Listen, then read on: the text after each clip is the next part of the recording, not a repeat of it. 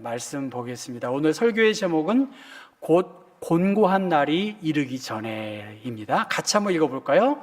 곧 곤고한 날이 이르기 전에, 곧 곤고한 날이 이르기 전에. 새번역 성경에는 고통스러운 날들이 오고 사는 것이 즐겁지 않다고 할 나이가 되기 전에 창조주 하나님을 기억해야 된다.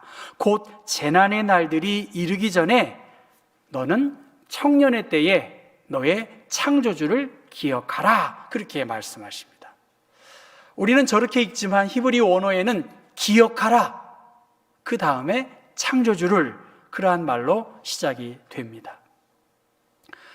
전도서는 솔로몬 왕이 그의 노후에 기록했다고 우리는 알고 있습니다. 솔로몬의 아버지는 누구지요? 다윗이죠.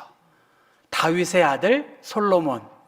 오늘로 말하면 그는 아빠 찬스를 가장 많이 누린 사람이 바로 솔로몬이라고 볼 수 있습니다. 이스라엘의 전성기 때 왕으로서 인류 역사에서 그 누구보다 많은 물질을 가졌고 부족함이 없이 삶을 풍요롭게 누려본 사람이 솔로몬입니다. 세상의 온갖 쾌락과 향락도 즐겼습니다. 그런 그가 이 땅에서의 삶을 마감해야 하던 때가 되었음을 알고 과거에 자신의 누린 그 모든 것이 허무하다는 것을 깨닫게 되었습니다. 그의 인생에 곤고한 날이 점점 다가오고 있고 나는 아무 낙이 없다고 할 해들이 가깝기 전에 그가 이 전도서를 통해서 내린 결론은 사람의 수고가 헛되다는 거예요. 그것이 전도서 1장에 나와 있고요. 해 아래 새로운 곳이 없다는 것입니다. 요한복음을 보더라도 요한복음 1장 1절부터 8절까지의 내용을 보니까 수많은 석사 논문, 박사 논문들이 엄청나게 많더라고요. 아무리 지금 학위 쓰고 막 그렇게 하지만 해 아래 새 것이 없어요. 많은 사람들이 많은 수고를 해서 이미 성과를 나타낸 것이 많다는 것입니다. 우리의 즐거움도 헛되고 인간의 지혜에는 한계가 있고 모든 일에는 때가 있다는 거예요. 모든 인생은 흙으로 돌아간다는 것 여러분 알고 있지요? 그리고 재물로 만족을 얻을 수 없다는 것이 그가 그의 인생에서 내린 결론입니다. 그러면서 그 경험을 가지고 젊은 사람들에게 몇 가지 당부합니다. 모두 다 하나님의 손에 있음을 기억하라는 거예요. 여러분 모두가 하나님의 손 안에 있다는 것입니다. 그리고 모든 인생이 죄인임을 기억하고 우리 모두가 하나님의 심판이 있음을 여러분 기억하셔야 돼요. 무엇이 있다고요? 심판이 있어요. 제가 여러분을 위협한다고 여러분 위협 당하시지도 않겠지만 하나님의 심판을 기억하라는 거예요. 그리고 오늘 본문 이후에 곤고한 날이 된 이후에 노인이 될 것을 기억하고 청년의 때 너의 창조자를 기억하라고 하는 것이 젊은이들에게 주는 솔로몬의 교훈입니다. 너는 청년의 때 너의 창조주를 기억하라. 전도서 11장 9절 말씀 보면 청년이여 내 어린 때를 즐거워하며 내 청년의 날들을 마음에 기뻐하여 마음에 원하는 길들과 내 눈에 보이는 대로 행하라. 그러나 하나님이 이 모든 일로 말미암아 너를 심판하실 줄 알리라. 하나님의 심판이 있다고 그렇게 말씀하십니다. 너는 청년의 때 너의 창조자를 기억하라. 여기서 말하는 청년의 때 젊은 날이겠죠. 인생의 가장 황금기 혹은 혈기 왕성한 때입니다. 지난주 설교했을 때 누구 설교했죠? 히스기야 설교했습니다. 히스기야의 한창의 때 그에게 중병이 찾아들었다는 것이죠.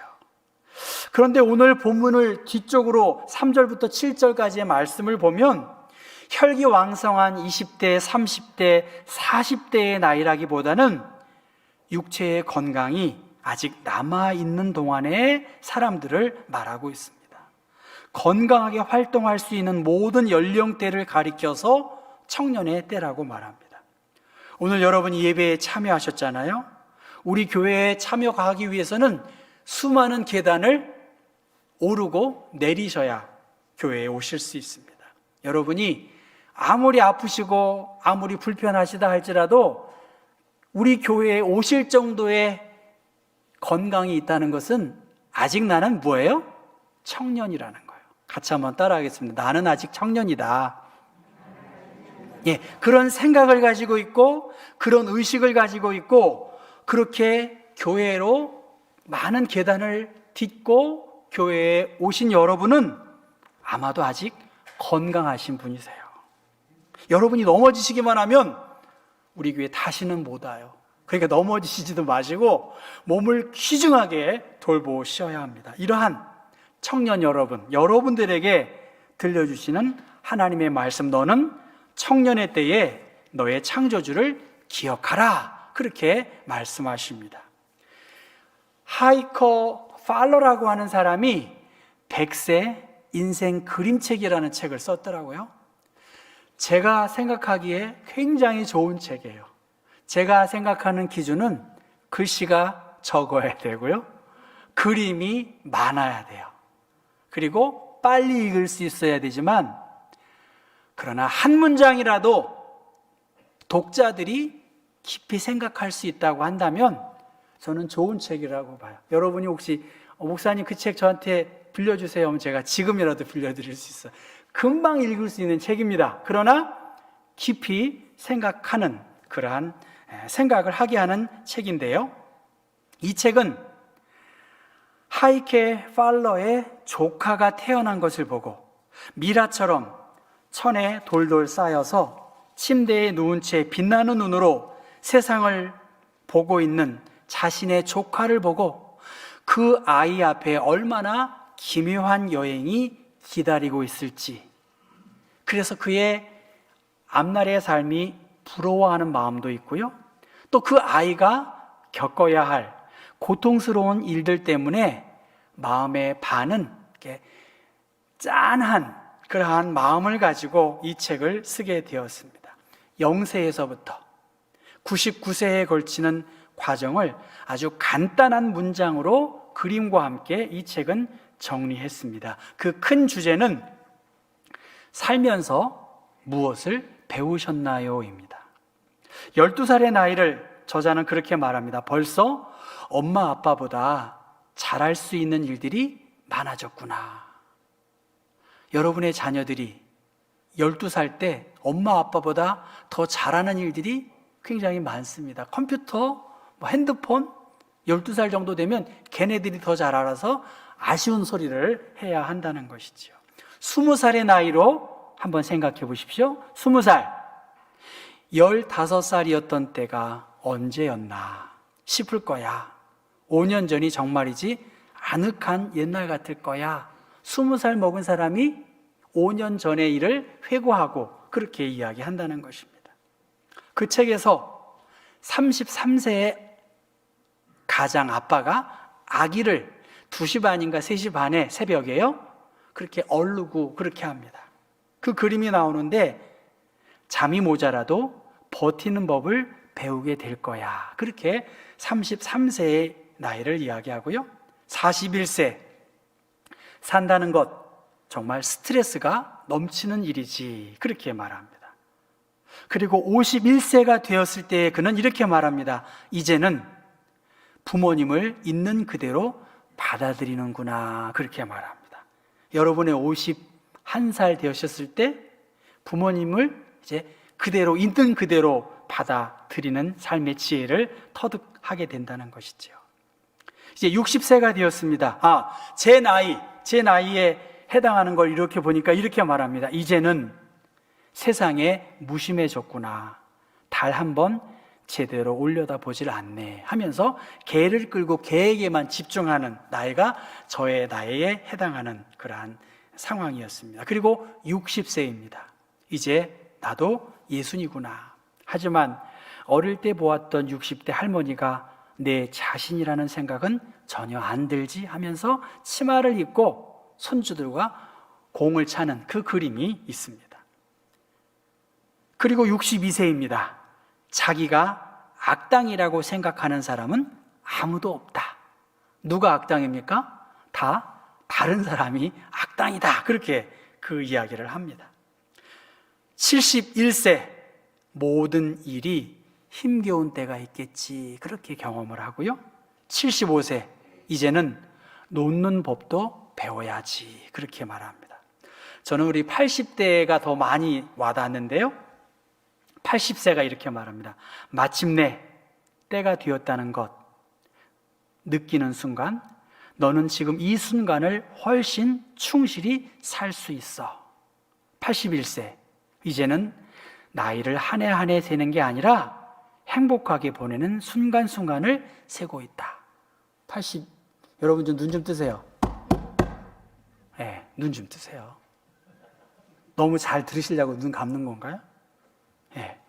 81세 행복하게 보내는 순간순간을 세고 있다는 것입니다. 그리고 82세 뭘 하든 시간이 전보다 곱절이 들지 하면서 그 그림은 계단을 오르는 거예요. 그렇죠? 계단을 오를 때 그 시간이 곱절이나 든다는 것입니다. 91세 오랜 친구가 있다는 게 얼마나 좋은 일인지. 92세 죽음 그래 오고 있어. 그리고 99세 살면서 무엇을 배웠을까? 그렇게 이야기합니다. 하이케 팔러 이 저자는 이렇게 말합니다. 삶을 정말이지 갖가지 경험으로 가득 채우지 않는다면 이 말은 공허해질 뿐이라는 것이지요. 그 채움의 방법 중 하나는 이 책을 삶의 경험이 많은 다른 사람들과 함께 읽으면서 이 글들이 각자의 삶에 어떤 의미를 주는지 이야기를 나누어 보라는 거예요. 여러분의 연배에 나이에 맞추어서 다른 사람들과 함께 인생의 의미를 찾고 나누어야지, 그러지 우리의 인생이 허무해지지 않는다는 것입니다. 청년의 때 곤고한 날이 이르기 전에 너의 창조자를 기억하라. 이 청년의 때가 지나면 고통스러운 날들이 오고 또 사는 것이 즐겁지 않다고 생각될 나이가 될 수가 있다는 거예요. 그 시간이 오기 전 인생의 노년에 찾아올 쇠약함, 괴로운 날들을 가리키고 있는데요.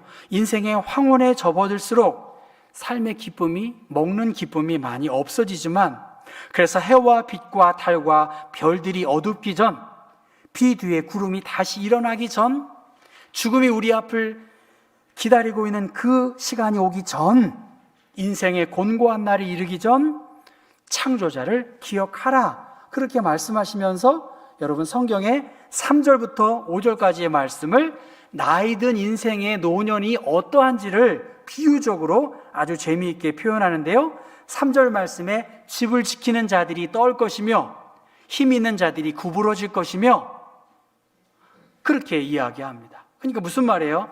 우리의 몸을 지탱하는 뼈, 척추, 갈비뼈 혹은 팔, 다리 이러한 것이 기력이 약해져서 쇠해질 수밖에 없다. 더 이상 몸을 지탱할 수 없는 그러한 상태에 이른다는 것입니다.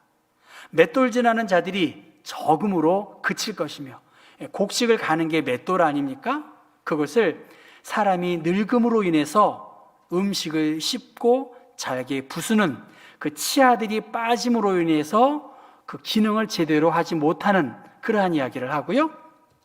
3절 끝부분에 창들로 내다 보이는 자가 어두워질 것이며 시력이 쇠해서 사물을 잘 분별할 수 없다는 것입니다.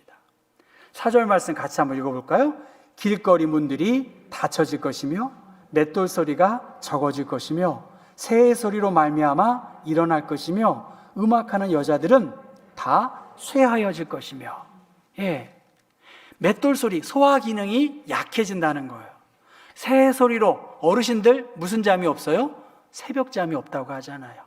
그러니까 그만큼 신경이 예민해질 수 있고 민감해져서 잠을 깊이 자지 못하는 것이라는 거예요. 그러니까 자다 깨다 그렇게 한다는 것이죠.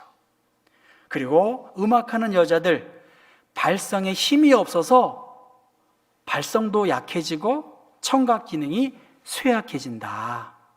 그런 자들은 높은 곳을 두려워한다는 거예요. 사람이 늙으면 숨이 차기 때문에 높은 곳을 오르거나 통과하기가 어렵고 길에서는 놀랄 것이다.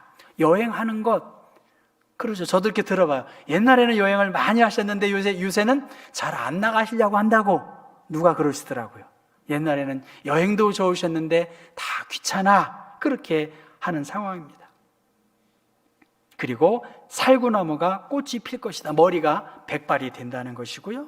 메뚜기도 짐이 될 것이다. 메뚜기가 사람의 엉덩이를 뜻하기 때문에 늙음에 따라서 힘과 탄력이 없어서 거동하기가 불편하고 정욕이 그치리니 육체적이고 정신적이고 성적인 모든 욕구가 잃어버리게 된다는 것입니다. 그리고 사람이 자기의 영원한 집으로 돌아가고 조문객들이 거리로 왕래하게 될 것이다. 그게 우리 앞에 펼쳐질 인생의 곤고한 날이라는 거예요. 아무리 건강하게 활동할 수 있는 사람이라고 해도 이 쇠약할 때가 올 것을 우리는 알고 있고, 그 죽음을 향해 가는 우리의 인생에서 이 삶의 의미를 잘 깨닫고 창조주 하나님을 기억하라고 솔로몬은 우리에게 교훈합니다. 하나님께로 돌아가기 전 기억해야 된다. 여호와 하나님이 땅의 흙으로 사람을 지으시고 생기를 그 코에 불어넣으시니 사람이 생명이 되었다고 창세기 2장 7절에 말씀하십니다.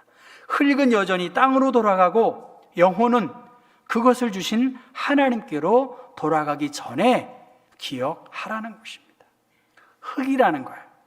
우리의 뼈, 저도 저희 집 선산을 이렇게 이장하면서 아주 오래된 선조들 보니까 이 뼈가 그냥 손으로 이렇게 하니까 그냥 쓰러지더라고요. 먼지에 불과한 것입니다, 여러분. 흙으로 만들어진 인간의 육체가 죽어서 땅에 묻힘으로 다시 흙으로 돌아가는 것, 이것이 하나님의 질서입니다. 전도서 3장 20절, 다 흙으로 말미암아 다 흙으로 돌아가나니 다 한 곳으로 가고, 욥기 34장에 보면 모든 육체가 다 함께 죽으며 사람은 흙으로 돌아간다는 거예요. 그런데 그 영은 그것을 주신 하나님께로 돌아가기 전에 너희는 기억해야 한다. 인생의 혼은 위로 올라가고 짐승의 혼은 곧 땅으로 내려가는 줄을 누가 알겠느냐 하면서 7절 마지막 단어 기억하라, 이것은 원어에는 없어요. 그런데 여기서 전후 문맥 상황으로 보면 육체가 원래 왔던 흙으로 돌아가고 숨이 그것을 주신 하나님께로 돌아가기 전에 내 창조주를 기억하여라 라고, 이것을 기억하라는 말을 첨가한 것은 전후 문맥상의 13절의 말씀 보면 일의 결국을 다 들었으므로 하나님을 경외하고 그의 명령들을 지킬지어다, 이것이 모든 사람의 본분임을 알기 때문에 그렇게 첨가했을 것이라고 해석합니다. 하나님을 예배하고 하나님을 경배하는 것, 바로 건강하고 힘이 있고 의지가 있을 때 하나님을 찬송하라는 것입니다. 정조시대에 승지였던 여선덕이라고 하는 사람이 있었나 봅니다. 이 여선덕이라고 하는 사람은 사람이 늙으면 어쩔 수 없이 하늘로부터 이 5가지의 형벌을 받게 되는데, 첫째가 목형입니다. 눈목자지요. 눈이 흐릿하는 것, 그것이 형벌이고요. 둘째는 이입니다. 치형입니다. 단단한 것을 씹을 힘이 없다는 거예요. 세 번째는 다리 각자를 써서 걸어 다닐 힘이 없기 때문에 이것도 형벌이라는 거고요. 네 번째는 귀 이자를 썼습니다. 들어도 잘 들리지 않는 그러한 형벌. 다섯 번째는 집궁자를 써서 성생활을 더 이상 즐길 수가 없다. 그러니까 5가지 나이 들매 형벌이다, 그렇게 말했는데, 이 말을 듣고 심노승이라고 하는 사람은 노인의 5가지의 즐거움을 이것과 반대로 해석을 합니다. 첫째, 보이는 것이 또렷하지 않으니까 눈을 감고 정신 수양을 할 수 있다는 거예요. 저도 오늘 새벽 일어나서 눈을 감고 말씀, 전도서 말씀을 이렇게 다시 한번 생각해 봤어요. 오늘 설교할 것도 생각하고. 여러분, 안 보이는 것 때문에, 눈이 침침한 것 때문에 너무 스트레스 받지 마시고, 그래, 귀로 들으면 되지. 예배 시간에 말고요. 두 번째는 뭐죠? 치형입니다. 치형. 단단한 것을 씹을 힘이 없기 때문에 연한 것을 씹어서 위를 편안하게 할 수 있는 유익이 있다는 거예요. 셋째는 다리죠. 다리에 힘이 없기 때문에 편안히 앉아서 힘을 아낄 수가 있다. 네 번째, 나쁜 소문을 듣지 않아서 마음이 절로 고요해진다. 다섯 번째, 반드시 수치를 당할 성적 행동에서 저절로 멀어지니 목숨이 오래 이어질 수 있다라고, 똑같은 나이들의 상황에 대하여 여선덕은 재앙으로 생각했지만 심노승 몽산거사는 노인의 즐거움으로 생각했다고 합니다. 여선덕의 말이 틀리지는 않았지만 똑같은 상황 속에서 발상의 전환, 생각의 전환이 나이 듦을 즐거움으로 삼았습니다. 생각을 바꾸는 것, 우리의 몸의 현상은 더 없이 기쁠 수 있다는 것입니다. 지금 우리들은 with 코로나라는 이야기를 많이 합니다. 이 코로나의 첫 글자가 C잖아요. ABC. 코로나. with 코로나, with 코로나. 어떻게 목회를 하고 함께 교회를 이끌까? 저는 with Christ. 주님과 함께, 주님이 도우시고 임마누엘 되시는 것을 믿는다면 이 코로나의 어려움 속에서도 with Christ로 넉넉하게 이길 수 있지 않겠는가? 솔로몬을 통해서 주신 삶의 지혜, 나이 들고 몸이 아프고 병들 수밖에 없지만 이 인생의 이치를 안다면 오늘 내가 걸어 다닐 수 있고 의지를 가지고 생각을 할 수 있다는 것은 오늘 하루를 너무나 소중하게 보낼 수 있는 하나님의 선물인 것입니다. 우리 모두에게 예외 없이 찾아오는 죽음, 고통, 그러나 그 시간을 기억하고 하나님을 경외하며 살아가는 인생은 근심 중에서도 기쁨과 감사함을 누릴 수 있습니다. 예수님은 말씀하셨어요. 너희는 마음에 근심하지 말라. 하나님을 믿으니 또 나를 믿으라. 내 아버지 집에 거할 것이 많다. 그렇지 않으면 너희에게 일렀으리라. 내가 너희를 위하여 처소를 예비하러 가노니 가서 너희를 위하여 처소를 예비하면 내가 다시 와서 너희를 내게로 영접하여 나 있는 곳에 너희도 있게 하리라고. 내가 가는 곳에 그 길을 너희가 알리라고 말씀하셨어요. 예수님은 나이 듦, 죽음의 문제에 대한 시야를 훨씬 넓혀 주셨고요. 다윗 또한 내가 사망의 음침한 골짜기로 다닐지라도 해를 두려워하지 않는 것은 주께서 나와 함께 하심이라. 주의 지팡이와 막대기가 나를 안위해 주신다라고 말씀했습니다. 바울 선생은 살든지 죽든지 내 몸에서 그리스도가 존귀히 되게 하려 한다라고 그의 삶의 목표가 분명했다는 것입니다. 늙은 사람에게 찾아오는 형벌, 그것을 형벌로 받아들이시겠습니까? 아니면 즐거움으로 삼으시겠습니까? 보네포 목사님은 여러분 안녕히 계십시오. 나는 먼저 갑니다. 그러나 나에게 끝이 아니고 영원한 생명의 새로운 시작이 시작될 것입니다 하면서 의연하게 형장으로 향했다고 말합니다. 사랑하는 성도 여러분, 우리들은 나이 듦을 느끼고 있습니다. 나이 듦을 느끼고요, 육신의 연약함을 경험할 수밖에 없어요. 이것을 거부할 수가 없어요. 그러나 이 나이 듦을 즐거움과 기쁨과 with Christ, 하나님과 더 동행할 수 있는 계기로 삼는다면 그렇게 회의적이거나 절망적인 것만은 아닌 것을 기억해야 합니다. 우리는 아직도 움직일 수 있고요, 우리는 아직도 의식을 가지고 의지를 가지고 살아갈 수 있습니다. 너는 청년의 때에 너의 창조주를 기억하라고 말씀하셨습니다. 곤고한 날이 우리 앞에 이를 수 있음을 우리는 기억해야 합니다. 하나님께로 돌아가기 전 우리의 인생이, 우리의 호흡이 멈추어지기 전, 그 전까지 하나님을 더 잘 예배하고 하나님을 더 잘 섬겨야 되겠다. 우리가 예배자로 하나님을 기억하며 하나님의 많은 베푸신 은혜를 우리의 삶으로 살아내야 돼요. 너무나 비판적으로 원망할 거 없습니다, 여러분. 내가 이 시대에 그리스도인의 모델이 되는 거예요. 여러분 한 분 한 분이 교회가 왜 그래? 그리스도인들이 왜 그래? 그렇게 말할 필요가 없어요. 내가 세상 가운데 온전한 그리스도인으로 모델이 되어야 하고 누군가 나를 바라보고 있다는 것입니다. 나의 연약함, 내 앞에 있는 여러 노쇠함, 고통, 그것을 긍정적으로 바꿀 수 있는 자기 결정권이 나에게 있다는 거예요. 여러분의 신앙, 여러분의 미래, 내가 어떻게 마음 먹고 어떠한 신앙생활을 하느냐에 따라 우리의 인생은 달라질 수 있다는 것입니다.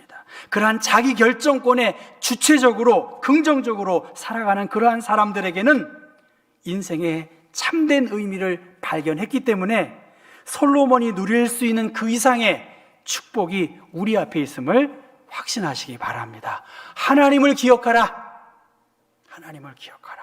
사랑하는 우리 경복교회 청년 신앙인 여러분, 하나님을 더 많이 기억하시고 그분을 더 그 이름에 합당하게 예배하실 수 있기를 주님의 이름으로 축원합니다. 기도하겠습니다.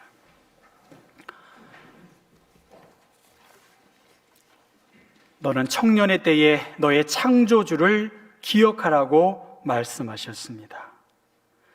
곤고한 날이 우리 앞에 분명히 있을 것이고 목요일과 금요일, 확연하게 다른 토요일, 그리고 오늘을 경험하는 것처럼 우리의 인생에 새로운 계절이 있을 것을 기억하며 아직 내가 의식이 있고 걸어다닐 수 있고 생각할 수 있는 이때에 창조주 하나님을 기억하며 우리의 삶에 깊이 간섭하시는 그 하나님을 자기 주도적으로, 자기 결정적으로 온전히 하나님을 기억하며 예배하고 섬길 수 있는 하나님의 사람들 되게 하옵소서.